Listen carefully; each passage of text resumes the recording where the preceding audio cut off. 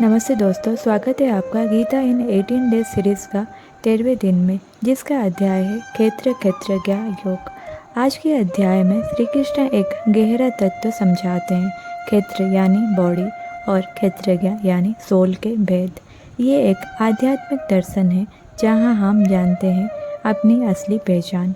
कृष्ण कहते हैं ये शरीर क्षेत्र है जिसमें जीव रहता है, और जो इस शरीर को जानता है वो है क्षेत्रज्ञ। यानी हमारा शरीर एक खेत है और आत्मा एक किसान है जो इसमें अनुभव और कर्म करता है। क्षेत्र सब कुछ जो बदल सकता है, इंद्रियां, मन, बुद्धि, देह। क्षेत्रज्ञ जो कभी नहीं बदलता, आत्मा जो देह के परिवर्तन को देखता है।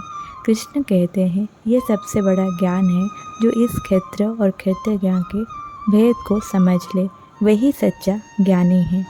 सच्चा ज्ञान नम्रता, ह्यूमिलिटी, अहिमा, नॉन वायलेंस, सामा, फॉरगिवनेस, शुद्धि, प्योरिटी ऑफ हार्ट, आसक्ति का त्याग, आत्मा में स्थिर बुद्धि, ये गुण ज्ञान को प्रकाशित करते हैं।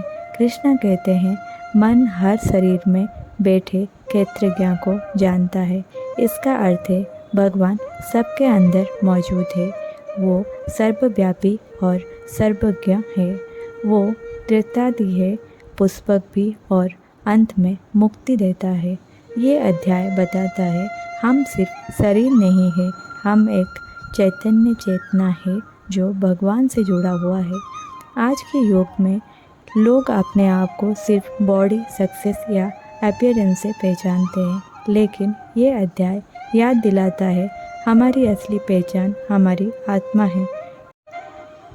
क्षेत्र बदल सकता है जैसा देह बूढ़ा होता है, पर क्षेत्रज्ञ यानी आत्मा अनादि और अविनाशी है। ये जानकारी ही जीवन को बदल देती है। एक प्रमुख श्लोक क्षेत्र क्षेत्रज्ञारो जन्म यात ताज जन्मम मातम मामा। भगवान कहते हैं जो इस ज्ञान को समझ गया उसने सही अर्थ में ज्ञान प्राप्त किया। अपने असली पहचान को जाने, देह से नहीं आत्मा से जीवन को जिए। हर इंसान में एक ही डिवाइन प्रेजेंस है। तो दोस्तों, ये था अध्याय 13 क्षेत्र क्षेत्रज्ञ योग का सार।